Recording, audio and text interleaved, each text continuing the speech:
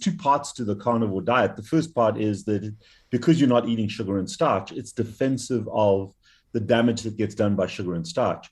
But the second thing is we are human because we eat animals. Right. And that's a very, very, again, assuming that marine animals are also part of that, because that's really the crux of human evolution, is based upon what happened along shorelines.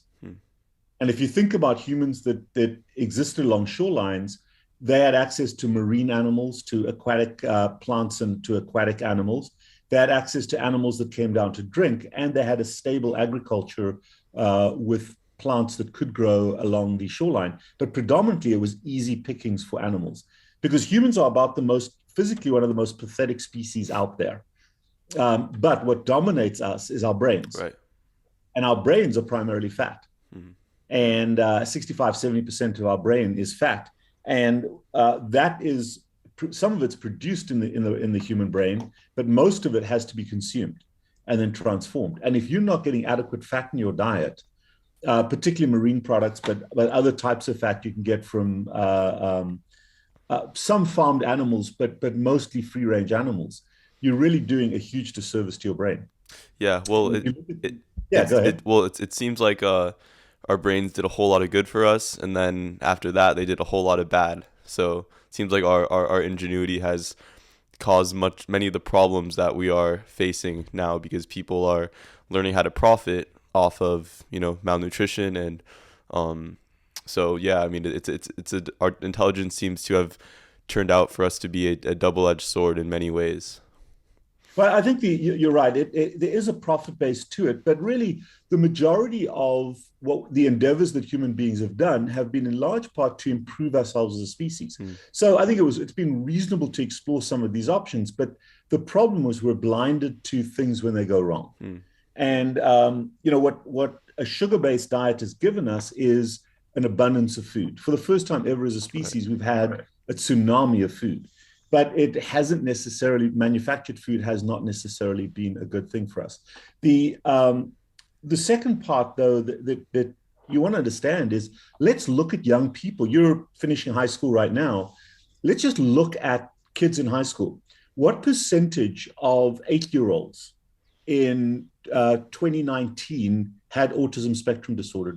It's a little bit less than that. It's about 2%. It's about 1 in 44 to 1 in 48. It's still, for something that occurred, let me give you the statistics. In 1970, it was 1 in 15 to 1 in 20,000 kids had autism. Now it's 1 in 44, 1 in 48, depending on the study. So a massive increase. And the primary reason for that is because, and autism is a devastating disease. I mean, there's a lot of people that live with it, but if you didn't have to live with it, and it is preventable, but it's based upon the amount of fat in a fetus and in an early child, the first 4 or 5 years, primarily of DHA, some of the fat, or the fish oils, but the kids are devoid of meat in their diet. And that profoundly affects the development of the brain. The human brain continues to develop for the first 5 years of life.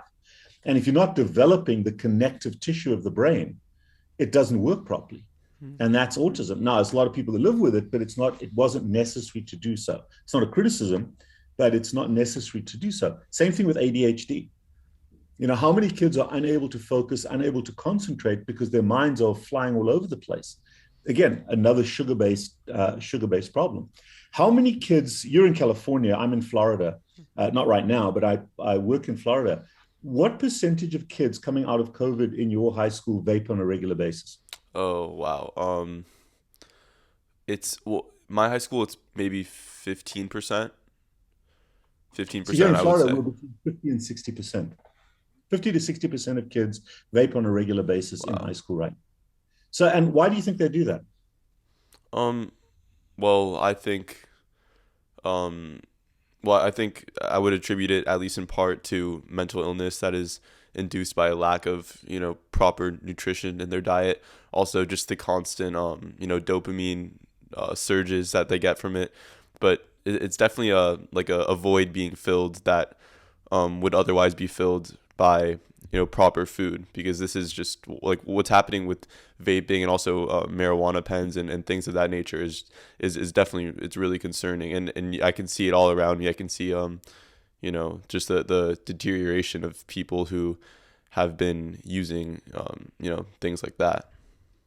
What's interesting, Jay, is a lot of the parents, your parents, and a lot of parents of people your age don't know, have never heard of a marijuana pen, don't know what Juul is. It's common lingo for you guys. There's so many words that you have, greening, all those kinds of words that are part of the vocabulary of people under the age of 25, and yet their parents have no idea what the words actually even mean. It's an amazing transformance. But let's step back a little bit. Why do you think high school kids eat so much sugar and starch? Well, it tastes good. That's probably. I mean, it's a drug. It's really what it but is. It's beyond right. So you said the word there. It's a drug. Mm-hmm. Sugar and starch has the same effect as nicotine and marijuana on the brain. In fact, a more powerful effect. It's probably a little bit closer in high doses to cocaine. So it is an incredibly powerful instant gratification drug. And I know we're not talking about carnivore right now, but we're talking about why some of the reasons why carnivore is such a good idea is because more and more kids are raised in a way that they don't have effective emotion management strategies. We see another thing that never gets talked about by people of my generation, parents, is suicide. I don't know if you've had any kids in your high school commit suicide, but in my son's at Georgetown University. In the last year, he's had 4 kids in his local environment commit suicide. Wow. And that's all related to mental illness. So we've got all of these things that are related to dysfunctional emotion management.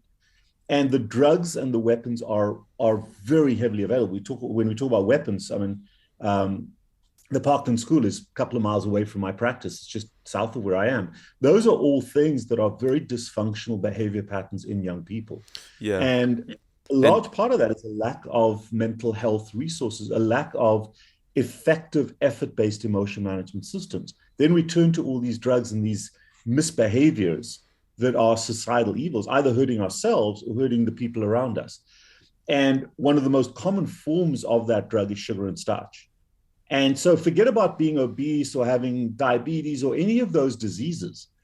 That mental health is already prevalent in high school kids. Yeah. And I think that, just a lot of people would frown on just the fact that we're having this conversation where we're suggesting that there is going to be a relationship between what people eat and the way their brain functions. Like it's such a simple thing to understand, but so many people would be so appalled by that idea, because then, you're bringing in that concept of, well, you have control over the way your brain works, and that's a dangerous thing, because now we need to, figure out, can we blame people for their own issues? And people don't like taking responsibility for things like that.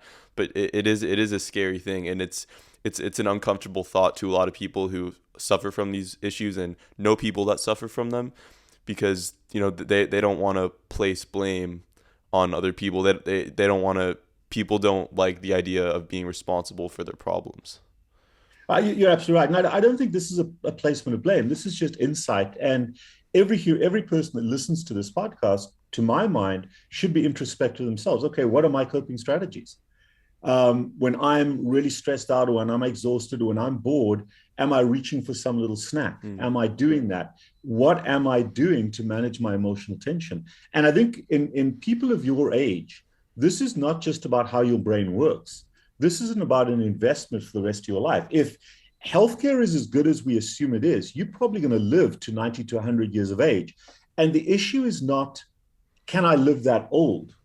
The issue is, what am I going to do in my early life to subtract from how old I should get? Let's assume you're going to live to 100. But now you're texting while you're driving, you're smoking, you're vaping, you're starting to drink alcohol excessively, using other drugs, you're having unprotected sex, you're eating carbohydrates.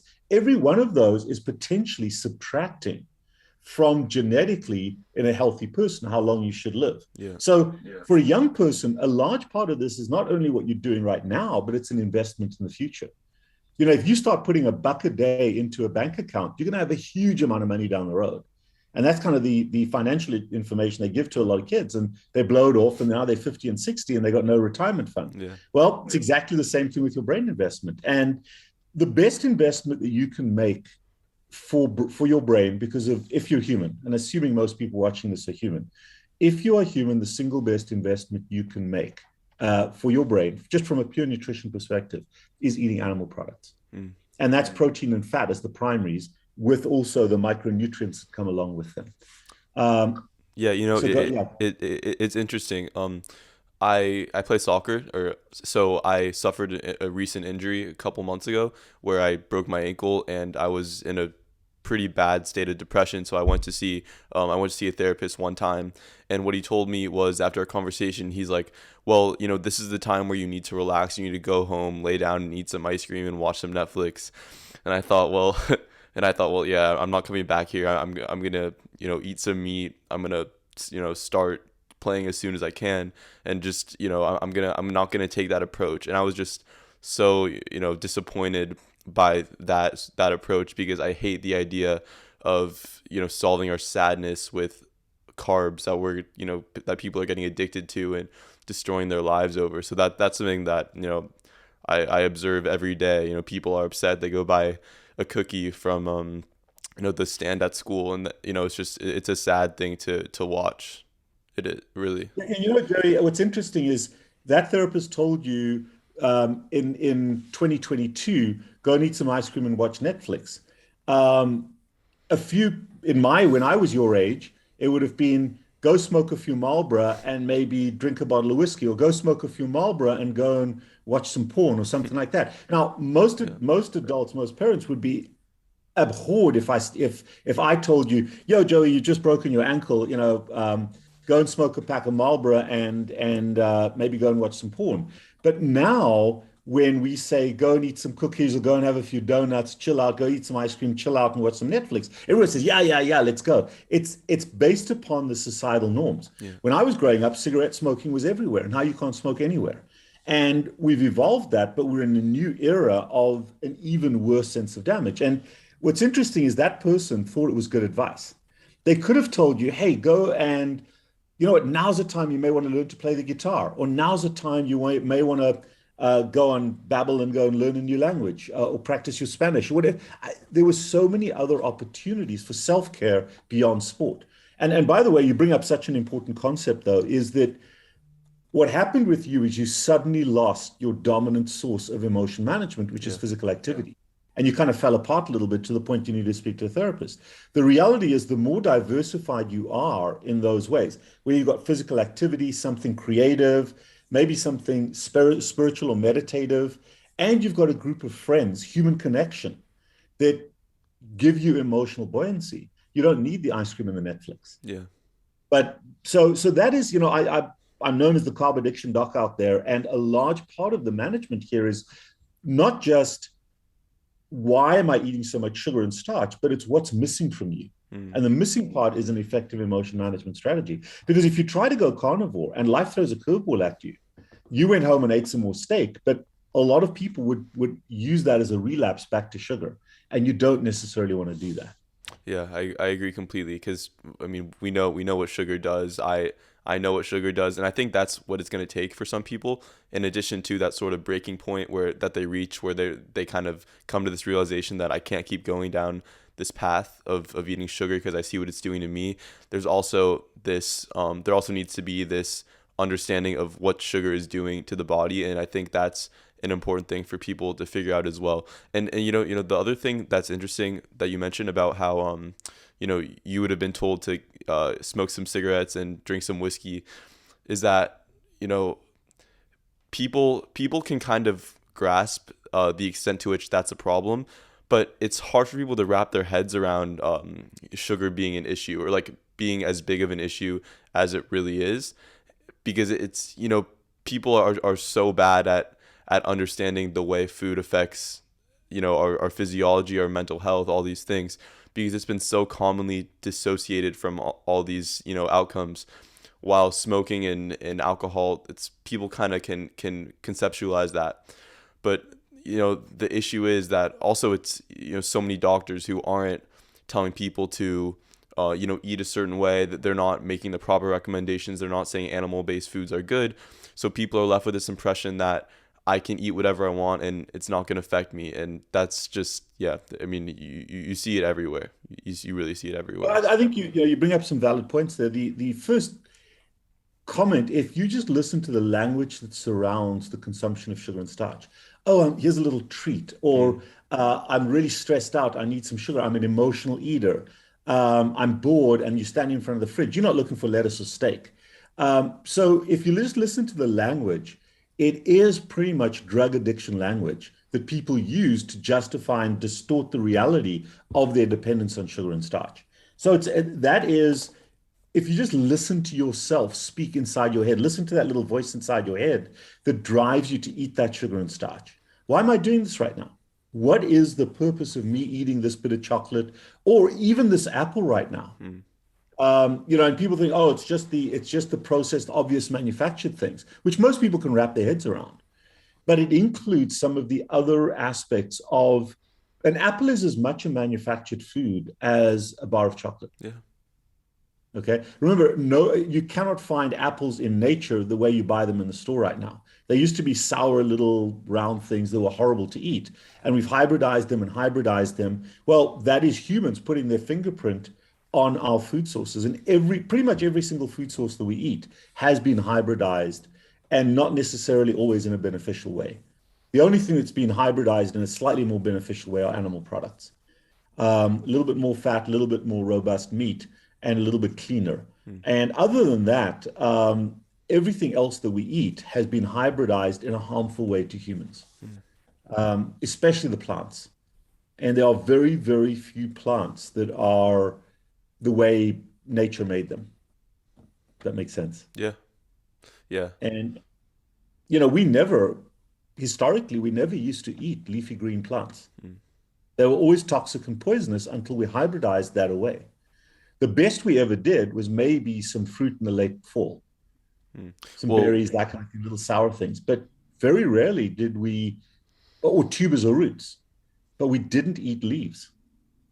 yeah, when I first started keto, which was a fair amount of time ago, the way I was doing it was I was, cooking lots and lots of vegetables, lots of peppers and kale and spinach and all that nasty stuff, and I was using tons of olive oil, and then I would, use or coconut oil, and I would put nuts on it, and it was a very plant-based keto because I'd been watching David Sinclair at the time, and I was convinced that meat was bad, meat was gonna kill me, so I felt a little bit better than I did on a regular sort of bodybuilder carb heavy diet. But what happened was every time I ate, my skin would flare up. I would need to go take a nap. I would feel exhausted. So yeah, while the toxicity has been sort of ameliorated to an extent in the leafy greens and such, they were still really weighing me down when I did keto, and that's why I eventually ended up taking out the vegetables, and it was just meat and fruit, and then I then took out the fruit, and it's been just meat for a period of time now. But the vegetables were really causing But problems for don't me. don't knock the journey because the journey you've just described is, to my mind, the ideal journey. Yeah. You've got the standard American diet, which is 80+% carbohydrate based and processed and manufactured carbohydrates. Don't jump into the deep end of the pool if you can't swim, Mm, because for people who go carnivore from standard American, there's no way they are going to be successful because it's unsustainable, such a big change. So what you did naturally is exactly the same progression I made. The only person in my life that is a carnivore, I've got a little 22-month-old son, 2-year-old son, and he's been carnivore since before he was an embryo. So, he'll that probably was do by very design. But he'll probably generally, do very, very well. yeah, if you're talking to people your age or in high school or early adulthood, don't go carnivore. Mm, Start by eliminating the carbohydrates. Start by looking at the broadest range of foods you can eat, any vegetables, any animal products. The problem with the vegetables is not their carbohydrate content.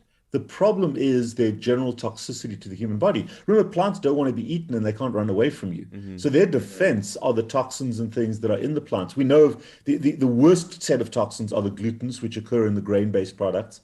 And even out in California, your couscouses and your quinoas and all the sexy grains are as evil as white flour and all the others. Yeah. So eliminate the grain products first, and you're already going to feel healthy. do the vegetables, do some fruit to begin with, and then slowly, as you feel comfortable, begin to eliminate them and slowly migrate toward a carnivore based diet. It doesn't have to be pure carnivore. You can choose that, but a carnivore based diet is the healthiest way to go. And if you think about this biologically, the human intestine has evolved to be primarily enzymatic. In other words, it uses chemical reactions to break food down. Whereas vegetarian animals ferment their food. They basically allow the food to rot in their gut with bacteria and with viruses and funguses that live in a cow's gut or a gorilla's gut.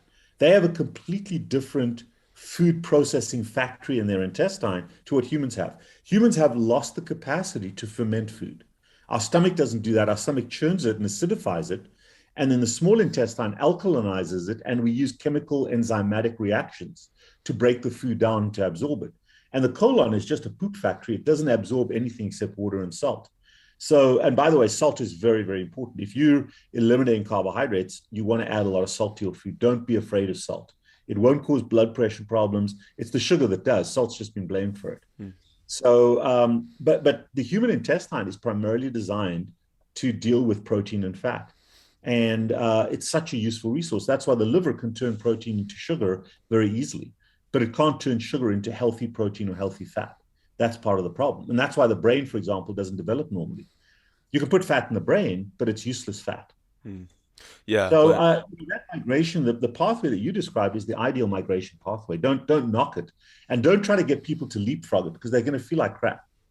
Do it in stages, but understand the importance of it.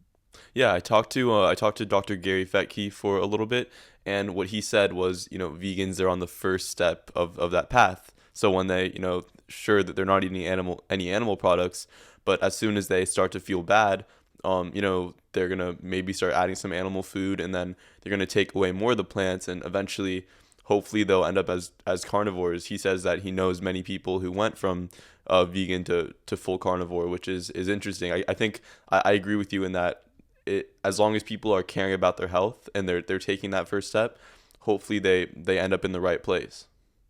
You're absolutely right. And I think, there's several issues that we're going to look at. We've got to look at the nutrition side.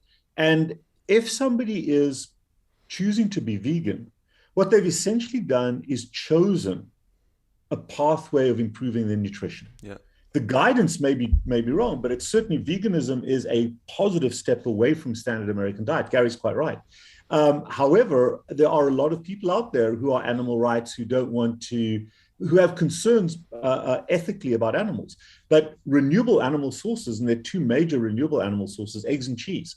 You can begin, even if you're vegetarian or vegan, you can begin by adding some eggs and cheese to your food, which is the beginning of adding some carnivore product to your food. And it makes a huge difference in terms of your protein, minerals, vitamins. Remember, an egg is a whole animal. Cheese is what cows live on until they're about half their mother's size. So from a broad spectrum nutrient perspective, it's everything you need for life is milk and eggs, and it's renewable. So the animals are not being harmed because of it. And then if you're comfortable, and that's the ethical consideration, but if you're comfortable, then you can maybe migrate into fish or some hamburger or steaks or chicken. It doesn't matter how you set yourself, but getting those animal products in is so important. And I think the other critical thing that my generation is completely screwed up. We've screwed it up twice. And that is the concept that fat is harmful.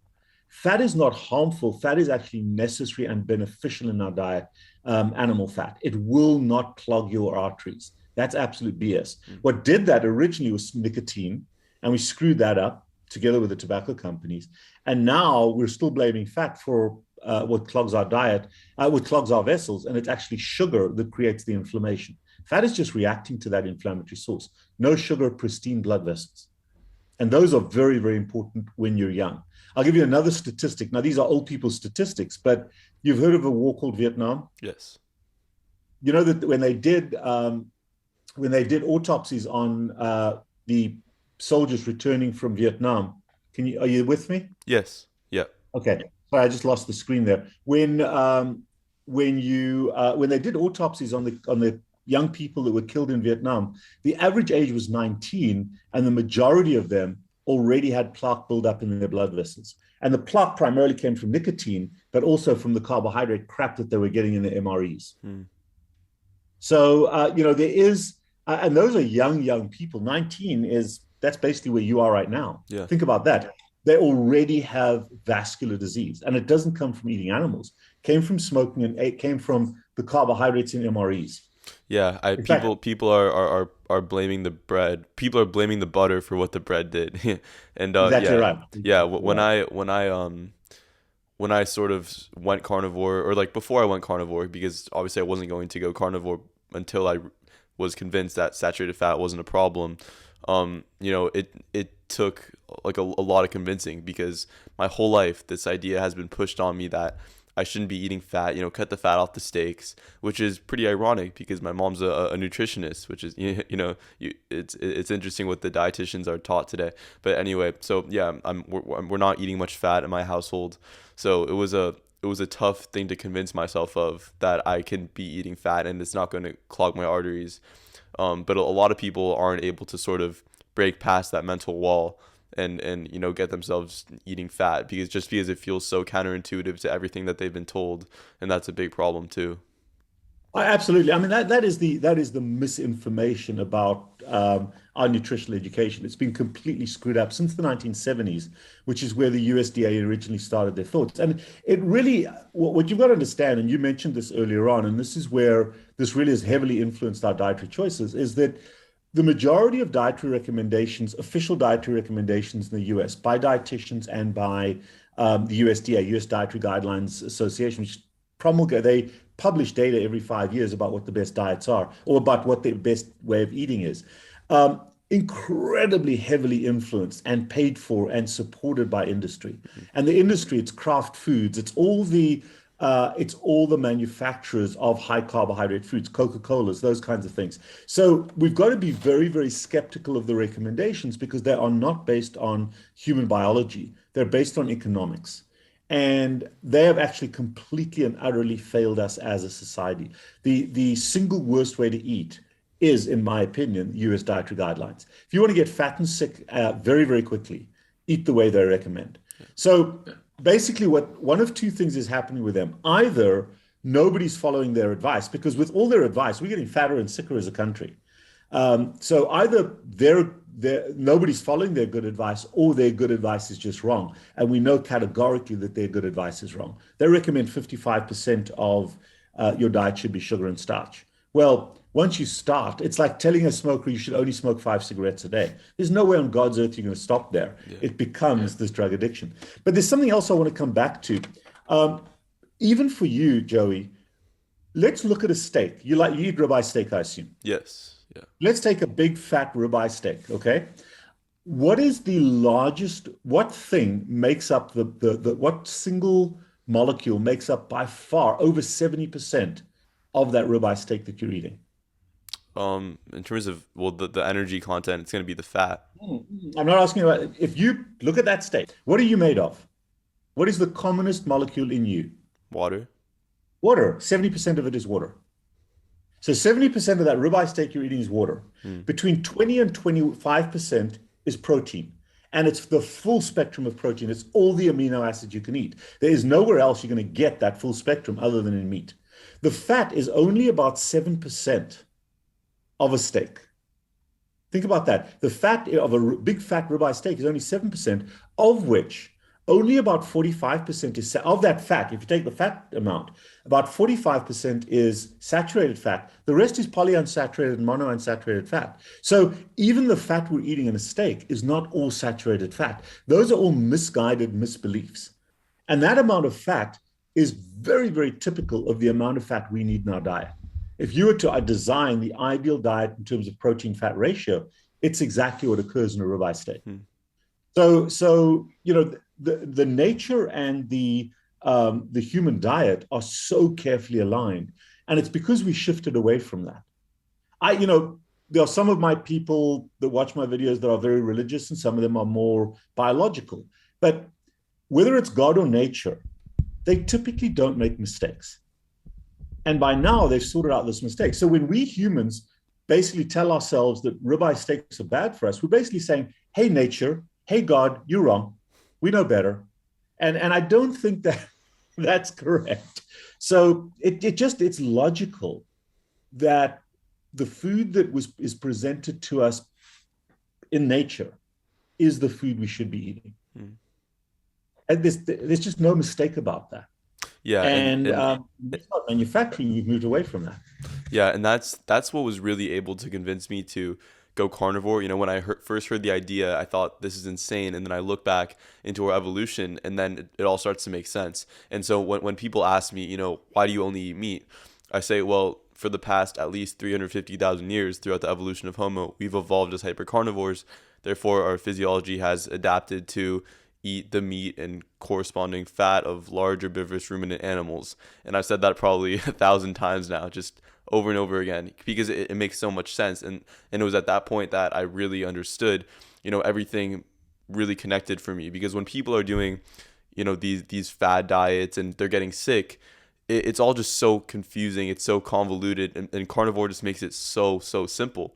And I think a lot of people who have been successful with carnivore can find some solace in that, where they're eating a diet that makes sense, and you know, our physiology aligns with it, and it's a very logical thing going on a carnivore diet, versus these like ridiculous diets where people are, you know, whatever it is, eating tons of grains, or you know, there are thousands of them. So it makes a lot of But sense going carnivore. there are a couple of other additional supportive bits of evidence. I think you're absolutely right in what you're saying, but from a nutrient perspective, a slightly broader range of carnivore, and you can survive for a while just on ribeye steaks, but to my mind, it should be a little broader, including things like eggs. You don't have to include them all, but eggs, and some marine animals is a very important part of longevity. The marine part is so important because of the human brain, because of the human nervous system. It needs that DHA. You look at any childhood formula now; they're starting to add in the DHAs, the EPAs, the omega fatty acids. So the best place to get those from are seafood and fish if you can tolerate them. Other than that, eggs, if you eat organs, they're useful. If you are comfortable doing dairy is a primary carnivore food. Those are excellent for micronutrients. The second concept about carnivore, and I think the sad part about what you're going to be facing, in my opinion, over the next 5 to 7 years, as you come out of school, as you maybe go to college or whatever it is for the first time in your lifetime, and probably even possibly in the lifetime of your parents, we're going to see a massive recession, a global recession. It's already happening around me here in South Africa. The US has still been insulated from that a little bit, but cost does make a difference. And the price of meat products is going to go up, at least if you look at it by the cost of meat. So a lot of people say, well, I can't afford to eat meat. How often do you eat? How many times a day do you eat? Twice. Twice. So the majority of people are eating 3 to 4 meals a day plus 3 to 4 snacks a day. And they're, oh, no, I don't snack. If you watch people, it's oblivious. It's opportunistic and it's oblivious. You walk past someone's kitchen and, oh, you just grab something. You go over to the fridge and you're grabbing something. We're putting calories in our face, typically on the standard American diet, around 6 to 12 times a day. Very similar to the pattern of smoking. As a carnivore, when you are fat-based as your primary fuel source, when you're in ketosis, you don't feel hungry. If you're only eating twice a day, let's say you buy a big ribeye steak and it costs you $15 or $20, but you cut that in half, and because the two things that are happening is you're eating less often, and because of early satiety from the fat, it just makes you feel full. You eat far less. So typically, what you buy as one large meal can last you 1 or 2 meals. So if you do it cost per meal, eating once or twice a day, eating a smaller amount, it actually factors in cheaper than even most fast food nowadays. It certainly factors in cheaper than a standard American diet-based food where you're eating 6, 8, 12 times a day. Yeah. So the argument that it's more expensive is false. Yeah, I agree. And you know, if you were to just use you know, ground beef and cheaper cuts, it's very easy to do carnivore. But even so, I think it might be more expensive for some people, but in the long run, it's not going to be because, and I've made this argument so many times, because so, you're eating less throughout the day, you're devoting less time to eating, therefore you have more time to do what you like, you have more time to make money in other ways. My teeth are perfect. I'm probably not going to go to the dentist. I don't need to spend money on going to the dentist again. Yeah, I don't plan on doing that. I don't plan on going to the doctor very often. I don't plan on getting medications. I don't plan on having a surgery. I don't need to go to the dermatologist. Like, I don't need to go buy some acne medication. I don't need to spend time trying to lower my weight or try to be healthy, or I don't need to spend money on toothpaste or hair conditioner or shampoo. Like, it really does add up. And I think the big one is the actual time that you save from a carnivore diet and the extension on your life. Like, it's, More time for Netflix. yeah, yeah, exactly. Just more No, more but time in you're actually general. right. I think if you take the global economy into consideration, not just the cost for the food, it makes all the sense in the Mm, world, and it's economically cheaper. And you really can't put a price tag on your health. And where you are right now, you're in the process of preventing disease rather than trying to reverse it when you're older. Makes such a, it's far better not to smoke or vape than it is to try to quit when you're 25. This is exactly the same thing. It's far better to be carnivore now or carnivore based now rather than try to reverse that when you're older and bad things have happened. So, from an economic perspective, that is a very important consideration that it's quite the opposite. It costs more right now to not eat carnivore than it does to eat definitely. carnivore, just from the food, but also from all the global stuff. There's something else that you brought up that's very important is that yes, ideally, if you can afford it, you want grass finished, grass fed, grass finished. You want organic. You want the ideals. But the reality is, most of us can't source that adequately, or it's too expensive. Hmm. Even if you eat something like spam or bully beef, it's still a hell of a lot healthier than a pizza or a Big Mac and fries. And I think it's so important to understand that um, you don't have to eat the most expensive meat out there. The difference in meat is just not that significant relative to the difference between crappy meat and great carbohydrates. Yeah. So it's just not worth it. The argument that you have to eat healthy, yeah, you eat the healthiest you can afford to eat in terms of carnivore, but you don't have to be perfect in terms of buying the best animals you possibly can. So that is a very, very important thing because a lot of students will go and live on, they go to college or whatever it is, they leave the home environment and they're living on ramen noodles and things. No, you don't need to do that. There are better ways to exist, healthier, cheaper ways to exist. I'll give you an example, and I know a lot of kids your age won't do this. My 22-month-old son loves this. He'll eat a whole can of smoked oysters. Now you can make arguments about, but it's pure carnivore. It's got everything in it. It's got a lot of DHA in it, and he will sit there and eat it so the juice is running down his face because he's conditioned to do that, and he loves that food. Mm, So there are ways to make this happen. Now, if you're disgusted by that, that's fine. You don't have to do that. It's not necessarily part of the carnivore diet, but it can be. And the other thing also that happens dramatically is taste change. So there's a lot of things that people say, oh, that's terrible. I can't eat that, especially when they're young. And then as you become more carnivore, your palate changes and you can be more adventurous about the types of foods that you eat, particularly if you're traveling and that kind of thing. I don't know if you've ever been overseas. Oh, you have. You were in yeah. Australia a while ago. I mean, there's types of food that they eat overseas that are not quite as narrow as the American palate. And the more carnivore you are, the more that dynamic your palate becomes, and the more comfortable you are eating stuff that before, or a lot of teenagers, oh, I'm not going to eat that. Well, now I am, and it's pretty cool. Yeah. Yeah, definitely. At the start, I was a little bit skeptical of the liver and the heart and the kidneys and, the different animals. And now, I'll eat all that stuff and I'll eat it raw. And Yeah, yeah. yeah, palates for sure change. Um, have you noticed with your son, like from birth, did he have this inclination to eat meat? Like, has he Oh always yeah. sort of had that? His Uh, first piece of food that he ate, apart from milk, at 4 months of age, he sucked. He didn't have teeth, so he gummed to death a piece of ribeye steak. I cut a big chunk of ribeye steak, and he just sat there and he sucked the juice out of it. We're wired to do that. All yeah. humans are born with ketosis. We're born burning fat and needing fat. because our brain is developing at such a fast rate. And if you don't give it the substrate it needs, and most formulas, unfortunately for babies, do not give them that adequate amount of food. But just a couple of statistics, you mentioned a few things. The majority of American kids go through an endodontic phase where they get braces. Well, there is no first world species, a human species that lived off the land that were primarily carnivore, that have skewed teeth. You look at the Aborigines, the Maoris, the Bushmen, the Maasai, the Mongolians, the Native Indians in America, the Eskimos, the Inuit.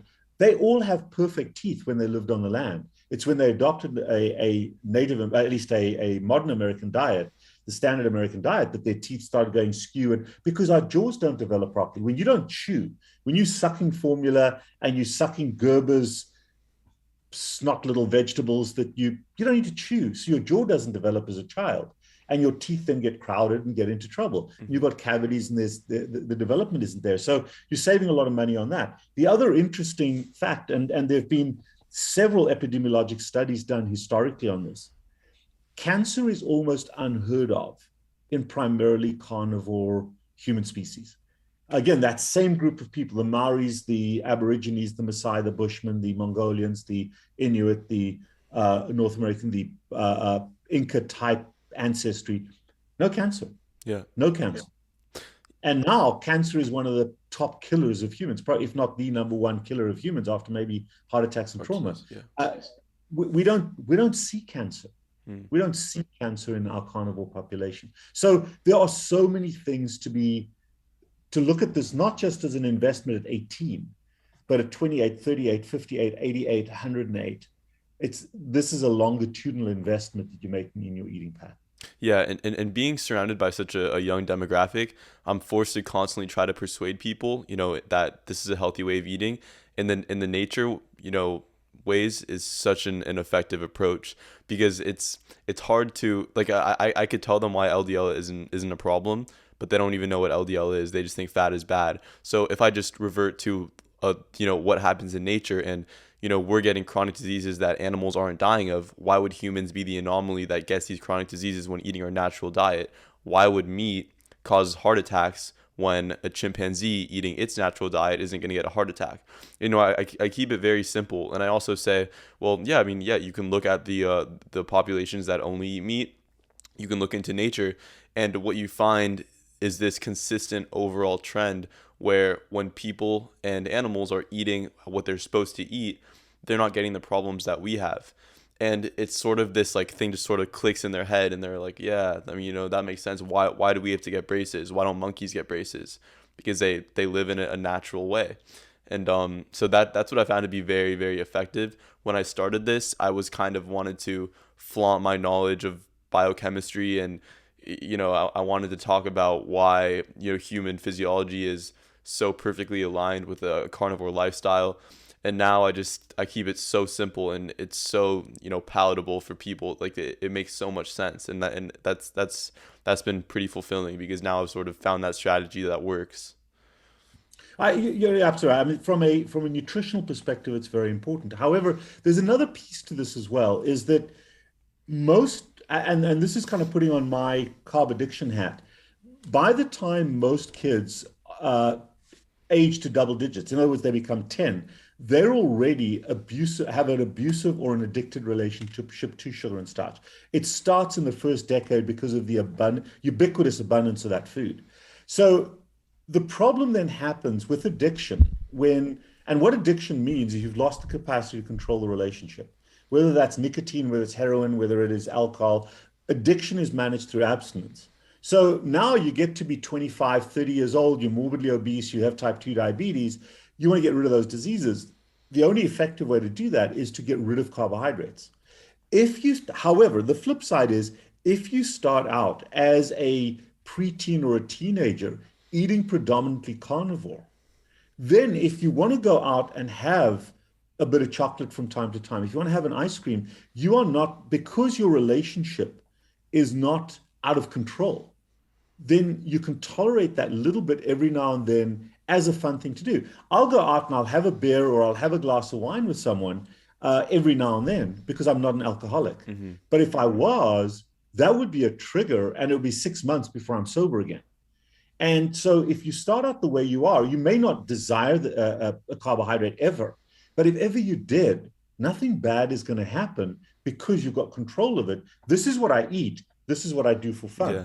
But if you eat for fun, you've moved away from eating nutritionally. You're primarily eating for emotional value. That's the addiction part. Yeah. And if you're eating sugar and starch, you don't need to do anything. Mm. Much better to sit there with a tub of ice cream or a bag of chips and watch someone play soccer than to be on the soccer field. No, it's much better to be on the soccer field playing, but you don't play to burn off calories so that you can eat the chips. Yeah. You play so that you don't need the chips to get high. Mm. Yeah, I can really resonate with that idea. Because before I went keto, I was really into lifting and the whole bulking and cutting idea. And I remember when I did want to like get rid of some body fat, how difficult it would be when my friends are getting ice cream and I say, okay, I'm just gonna have one. And then when I went home, I had this terrible thought where it's just, I already messed up. I'm just gonna eat. I'm just gonna eat because it doesn't matter. I mean, I already messed up for the day. Why does it matter if I eat more? I'll reset tomorrow. And that night, there were a few nights where I would just go crazy with the sugar, and I remember just feeling so bad after. And now, But that's the abuse. That yeah, is an abusive relationship with it. That's yeah, a binge. yeah, it's completely a binge. And just observing that now I have some friends who are fat and they do want to lose weight, and what they're doing is taking such an awful approach because they don't think that they can cut out the carbs. And even though I say just eat less carbs, try to get rid of them as much as you can, at least the grains, it's so difficult for them. And what I notice is that they mess up once, and I'm very observant about people's relationship with food now just because of what I experienced, and they kind of just go crazy for the rest of the day. And Well, they're giving themselves permission, just like you said, and it's just, I've blown it already. Let me go ballistic, hmm, and the binge happens. yeah, And it always happens for an emotional reason, Joey. There's always some trigger to it. I'm a bit down, I'm a bit agitated, I'm a little bit depressed, I'm anxious. And anxiety and depression are universal words that kids are using about themselves all the time right now. And it's such a tragedy because those things should not exist if you have a meaningful life. But if you're turning to sugar and starch as your drug, it doesn't absolve those feelings. So now you're eating more and more and more, almost to disorient yourself within a sugar coma. And it's a very, very sad, tragic way of life because tomorrow morning you don't wake up and you're back on track. It's going to take you months to get back on track if you're already obese or have the diabetes or whatever it may be. So those are the concerns right there. And I think productivity is such an important part about being human. And being carbohydrate dominant precludes productivity in the long run. Early on, not so much, but in the long run, it does. mm, So there are so many valuable assets to this. But to be purist, I really don't want to send the message that you have to start there. Evolve, let things take change. Same thing as eating twice a day. No, don't start there. Eat 3 or 4 times a day, and then you'll get to a meal and say, hey, I'm not hungry. yeah, Drop that meal. And then you'll eventually find that 1 or 2 meals a day is a natural way of eating. And it's not because you're starving yourself, you just don't feel like eating more. And that's the beauty about it. So there are so many benefits to this. And the sad part is you're going to be that cohort that watches your peers get old and sick, and you're just going to be marching along. yeah. It's going to be I very, hope. very cool. Yeah, Yeah. carnivore. Oh, you will. And I think probably in your generation, maybe the next one. And I know it's impossible to think about you being there's a generation behind you, but that's when all of this is going to change. I hope. It took about 70 years to resolve smoking, and people still smoke. Mm. It's going to take probably the same or longer to resolve the concept of carbohydrates because we're still trapped in the fact that the problem is obesity. The problem isn't obesity. The problem is sugar and starch that caused obesity. Obesity is not a problem, it's a consequence. So if you treat the obesity, but you don't treat the carbohydrates, that's a problem. The beauty about a carnivore diet at your age is it's preventive. Yeah, I think what I can grant to smoking is that at least people know that it's bad, and if they still make the choice to do it, so be it. But the problem with carbs is that people don't know it's bad, and that's such a scary thought that I've been having, recently, where at least we know that smoking and alcohol are bad. People do it anyway, make that choice. But when people are eating carbs and they think it's good, that's just such a a strange idea to have. It's And a in the really uncomfortable one. 1950s, yeah, in the 1950s, people believed smoking was just fine. Yeah. So that all of that concept has to evolve. However, I mean, if we're talking about nutrition and food, what is the one word that is fundamental to every discussion of nutrition and food and obesity that we haven't used once during this entire discussion? Because Calories. sorry, Calories. absolutely, calories. And We have not it's used so that word at ridiculous, all. the idea. It's a ridiculous concept. Yeah, It's a crazy it's concept, crazy. and yet it dominates the world of nutrition, health, and obesity. And calories are irrelevant when you're eating a carnivore diet. They totally go out the Mm. window because you don't have to. Your body doesn't do that kind of mathematical accountability. It's got a hormonal feedback that say, "Hey, eat more. Hey, you've had enough." It's an on and off switch, and it works extremely effectively. Yeah, I like to tell people, when they make this uh curious claim, how about all the calories that you're eating from meat? And I say, well, calories are heat, and our bodies aren't a car. Like we don't work like a machine. When you Exactly. say calories in, calories out, you're totally disregarding the metabolic state. You're disregarding hormones, and you're disregarding the actual nutrient density of the food. Like a calorie is not a calorie. It's just The body doesn't it's work so that way. The absurd. body Yeah. does not work. The body does not work in terms of calories, and it's a human created numerical that has no relevance to the human body, Hmm. and nobody knows. Nobody. I can't tell anyone how much they should eat, but your body knows. Yeah. Hormonally, your body knows exactly how much you should eat. At least when you're not eating carbohydrates, Hmm. because you can be stuffed with a steak. Oh my god, I can't eat more steak. 5 minutes later, you're sitting in front of the TV. You're not eating more steak, but you're eating a bag of chips or a tub of ice cream. So that's doing drugs. That's not eating. When your body's had enough steak, it shuts you down. Yeah, I've it had enough. knows. Yeah. It knows. It knows exactly. And you won't sit there and eat more, but you will sit there and eat more sugar and starch. Yeah, yeah. When I started going carnivore, I was wondering, how are my hunger signals so well regulated? And then I sort of looked into the whole leptin and ghrelin sort of thing, where you have sugar and carbs and starch and all these things that are completely jacking with our hormones and making us feel hungry.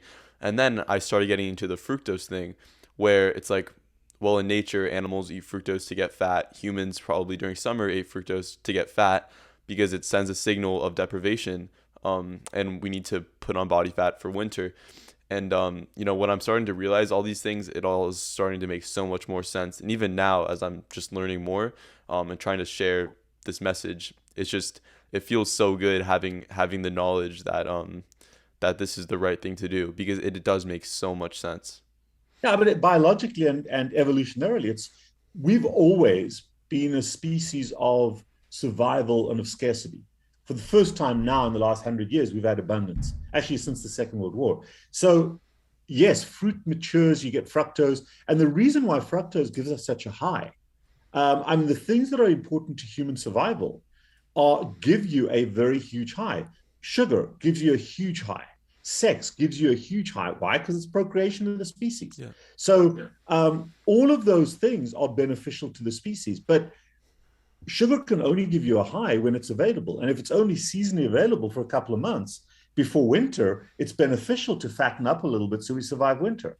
But now it's like winter 24/7. You can buy an apple every single day of the week, anytime you want to. You can go 24/7, you can buy apples. Well, in the old days, apple were little sour fruits that were available for a couple of months. And yes, we could have dried them and had them through winter like the Eskimos did, but they were a minor support system to really fill in the gaps when we didn't have adequate meat. But we are a meat-based species. We are a carnivorous species, Yeah. and that's the majority of our nutrition. Hmm. Yeah, it's kind of concerning how misaligned our physiology is with our current environment, where we've deviated so much from our natural ways, but our body still thinks our body hasn't adapted yet. I mean, our body still thinks that we're starving. Our physiology still wants us to be fat, because that would have been a beneficial thing to be fat in nature, so we can use our body fat and survive. But our physiology just isn't adapted to this food surplus that we have now, and that's a big issue. Right. And the other thing, just a couple of little logical comments. There is no such thing as a fat carnivore. Yeah, yeah, There is exactly. I no mean, yeah. fat carnivore. If you look at the big cats, you look at alligators, you look at snakes, there is no such thing as a fat carnivore, whether it's a reptile, a raptor, a mammal. There is no such thing as a fat carnivore. The other interesting thing about humans, human beings are the only species where the adults drink anything other than water. I mean, it's obviously, I've had silly people say silly things like hummingbirds. And yes, there are some birds that live with nectar and that kind of thing, but human beings are the only species as adults that don't just drink water. And, a lot of the stuff that we drink, we're drinking for this, not for this. Mm. So, no, I'm not saying just drink water, but those are all interesting logical thoughts about where we came from and how divergent we've been from our own evolutionary biology.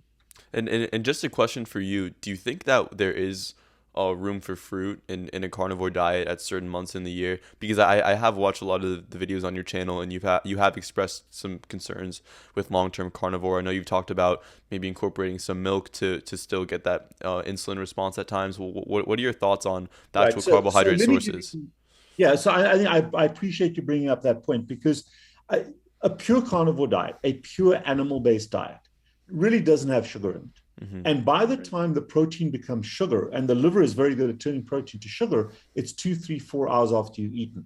Now, the old way we used to think is that as your blood sugar goes up, blood sugar triggers you to release insulin. And the issue here, Joe, is not sugar. The issue is insulin.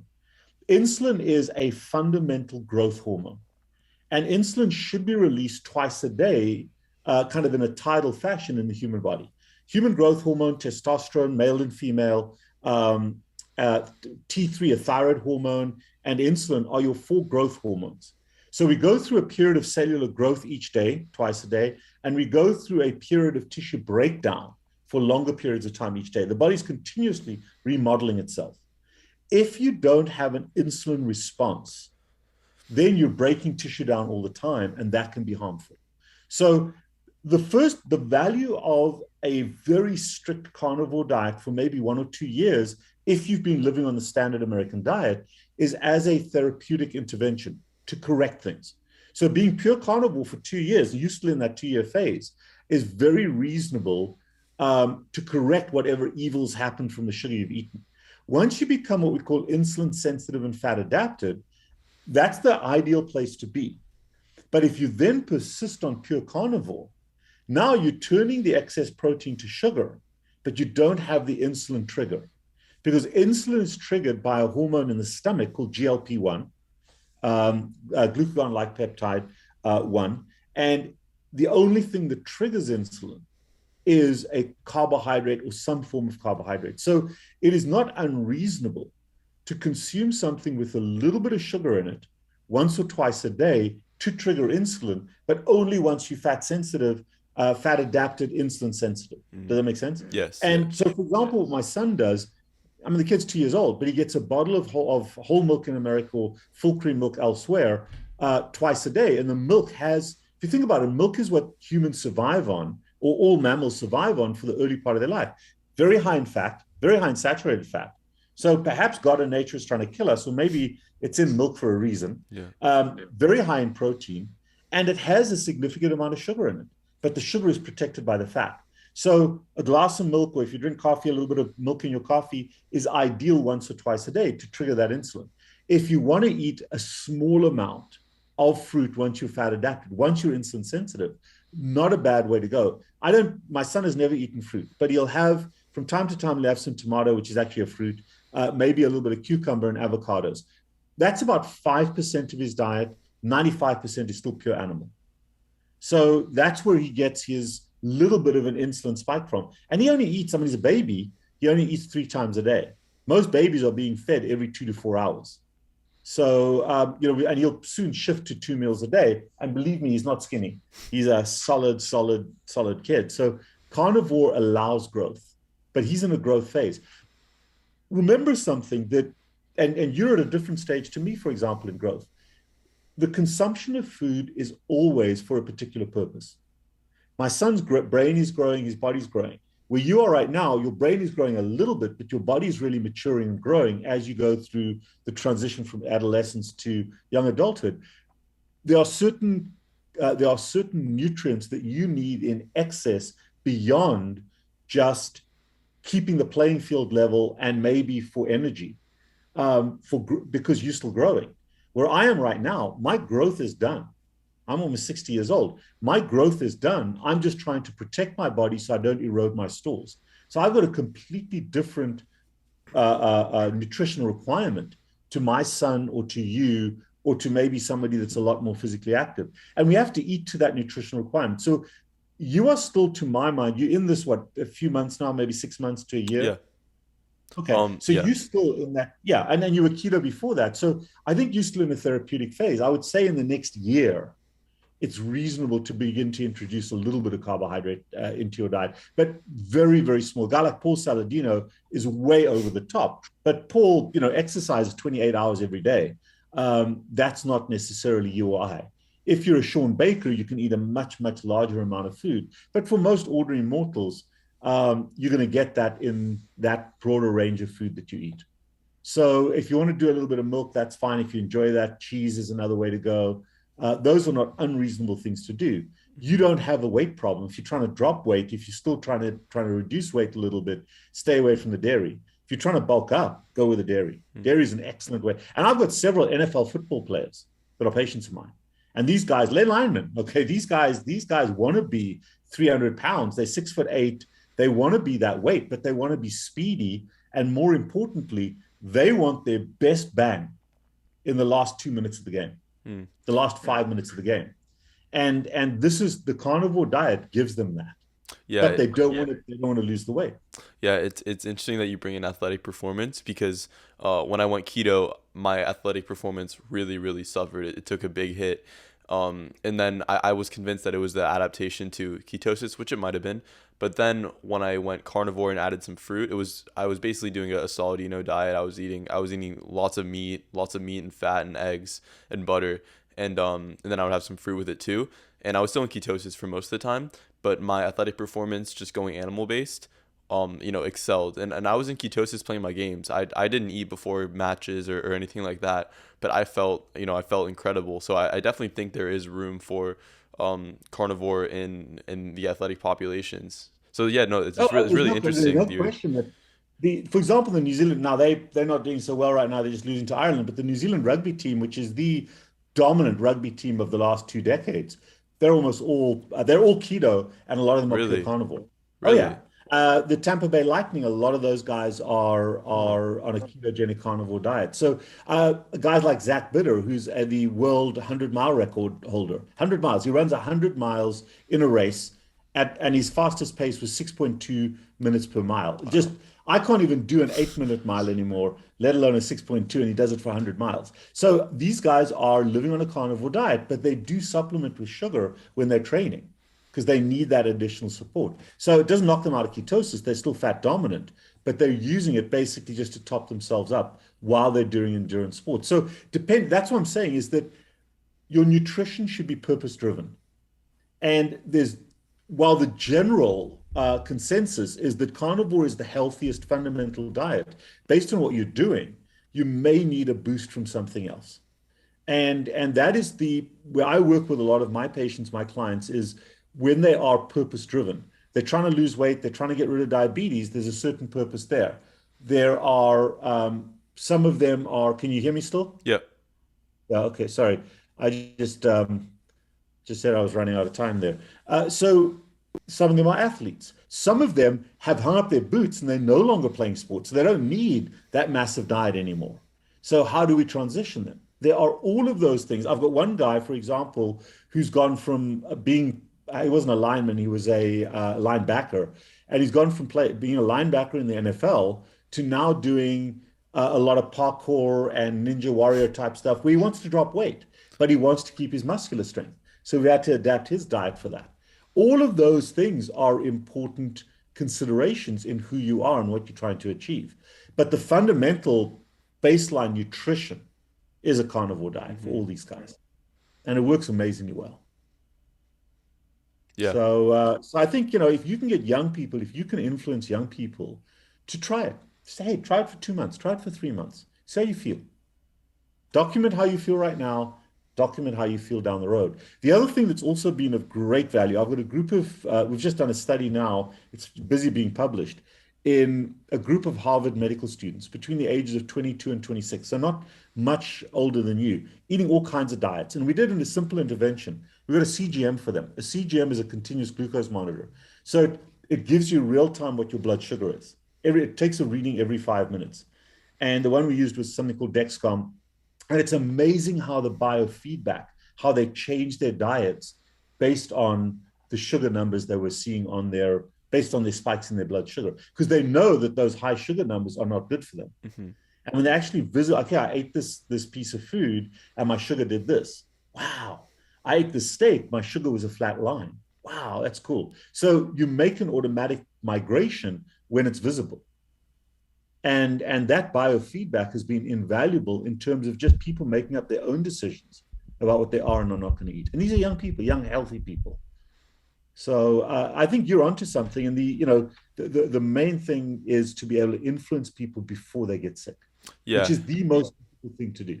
And going briefly, yeah. So I actually, in my English class, we were assigned an essay where we can write a persuasive essay on a topic of our choosing.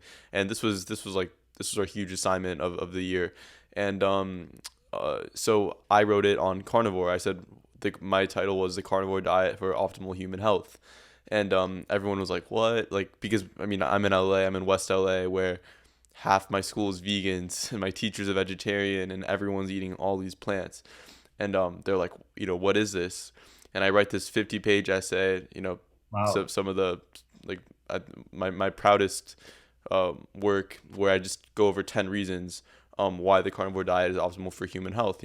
Carbohydrates are bad, fructose is bad.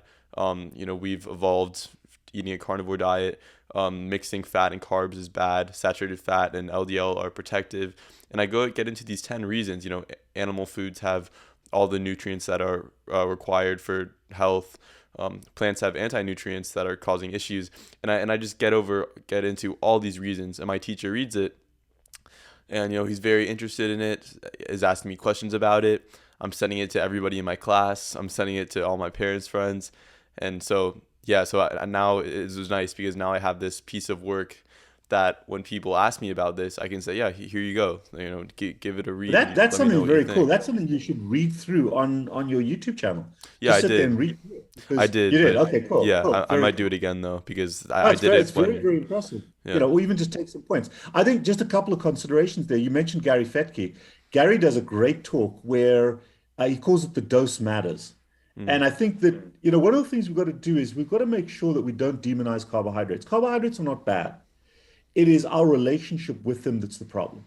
Just like we said, carnivores shouldn't be afraid of them, but we really should be very cautious about overdosing on them.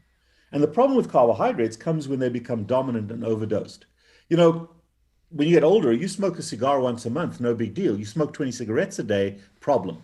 You have a glass of wine every now and then, not a big deal. You drink 2 bottles of wine a day, problem. And Gary talks a lot about the dose, and the dose does matter. Underdosing and overdosing can be a problem. But if you are a carnivore fundamentalist, you're going to be absolutely fine. You're going to be because you're getting everything in that has nutritional value. And at an early age, if it's preventive, you're ideal. So I'm pleased that your teacher had the integrity to say, look, this is not what I believe, but let me at least look at how he poses his argument in his essay. That's a big deal, because too many people are judgmental based on their own beliefs, and they're not willing to think out of that box. So that's good on you. That's excellent. Yeah, I definitely did appreciate the way that he went about it, because I was very concerned that it would be dismissed almost immediately. But I mean, the thesis is so coherent, and it makes so much sense, because if carbohydrates are bad, if fat is good, if humans evolved eating meat, if saturated fat and LDL are protective, if carbs and fat mixing is bad, if plants don't want to be eaten, if animals' food has all the essential nutrients that we need for good health, if fiber isn't good, if vitamin C is in meat, I get into every single point. And if all these conditional statements are true, then the conclusion that carnivore is good has to be true by definition. So they kind of read every point. They say, okay, that works. Ketosis is protective. Okay, that works. And you're kind of left with this conclusion where it's like, yeah, I mean, I don't really have a choice but to believe this, because there's no logical conclusion that suggests otherwise. So that's been nice having that for sure. And I think it's, the key thing, you're not going to convince everybody, but even if you can help them to counteract their own biases, and have the evidence there, they can then make up their own mind. You're never going to convince everybody not to text while they're driving, even though it's a terrible thing to do. And in California, it's against the law, but people still do it. You're never going to convince people to get enough sleep, but sleep is one of the most powerful, beneficial things to human nature. So while we have all this knowledge, not everybody's going to follow it, but even if it shifts their minds just a little bit, there's value. Yeah. And I think that if you can convince your cohort that this is at least not a bad thing, even for the vegans in your school, to say, hey, you know what, maybe I can add a little bit of this to my diet. It's not a bad thing. There's benefit from every angle to doing that. And to my mind, everyone's talking about, oh, the animals that are destroying the planet and everything else. Well, if you look at the drought in California, it's not the animals. It's the almonds. It's just generally the plants. Yeah. And, so it's convenient to blame the animals, but it's mostly the plants. Definitely. Yeah. And, So, I got into that in my essay as well, talking about how, well, animals are drinking non-irrigated water, water that falls onto the grass, and, all the plants are being given the irrigated water. And it's not just that, the whole idea of the methane release. This is a fully natural process where it's a cycle. It's a symbiotic relationship between the cows and the grass. And people really got it wrong when they started blaming animals for the issues in the environment. That was a big mistake. Well, the other little emotive thing is you kill far more animals per head of lettuce than you do per steak. Because you look at the insecticides, you look at all the insects, and now maybe you devalue them as animals, but there is no argument that can be made that is beneficial plants over animals. The equivalency I can accept to a certain extent, but don't ever tell me that one is beneficial to the species or to the earth versus the other. It's not. That's not true. That is absolutely not true. So, really the decision has to be made on an individualistic basis if you're open-minded enough to see both sides of the equation. Because those people that are vegan because they researched it and chose to be. They read a certain body of literature that told them to do that. There's an equally good body of literature that says carnivore is a good way to go. At least take that into consideration and then make up your own mind. Absolutely. But don't be blinded to it. Don't be ignorant to it.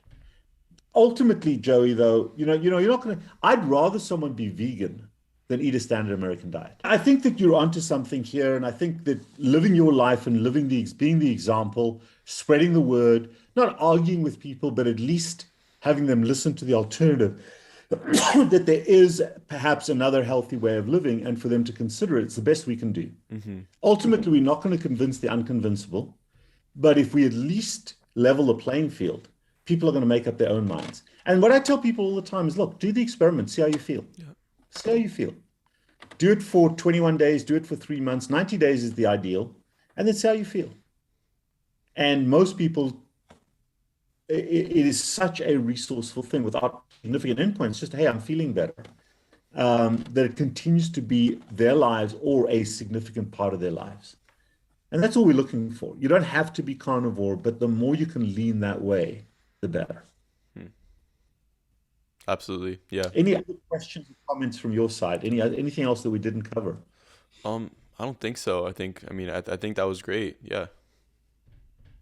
Does that give you some perspective? I think looking, as you've done historically, looking at evolution, looking at biology, those are all the important things that govern what's best for us. And we've strayed far away from that. Yeah. All right, man. I love what you're doing. It's excellent. And keep building on it.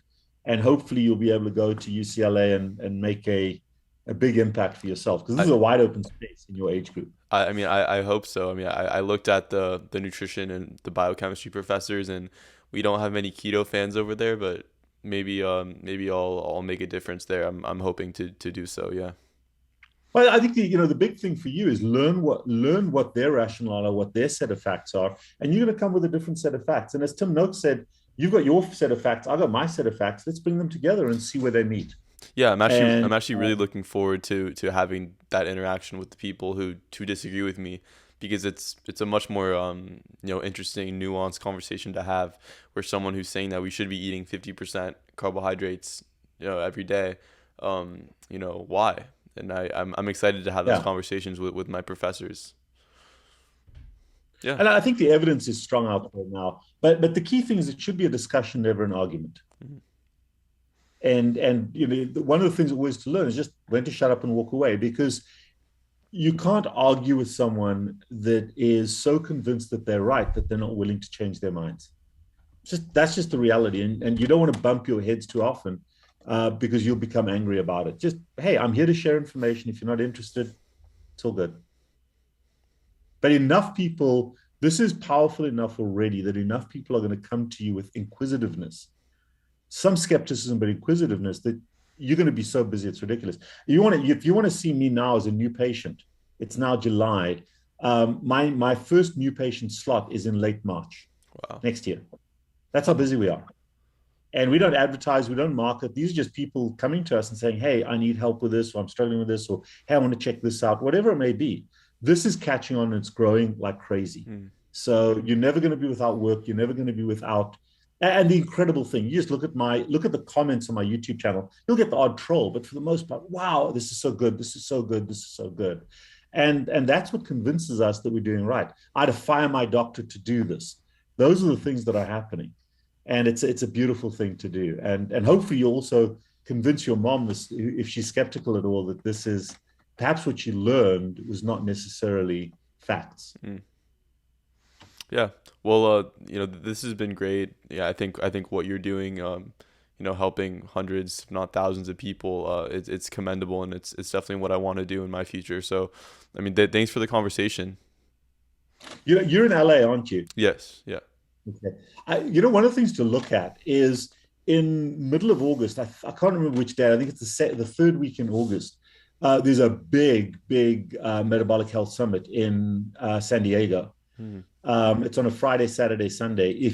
I'm speaking at it. I'm a headline speaker at it. If you are interested in, just Google it. It's called the Low Carb USA Summit, or the Metabolic Health Summit. Uh-huh. But if you're interested in coming, just come on down and look me up, and I'll get you in there. It's a really, really useful engage. It's all people that think like us.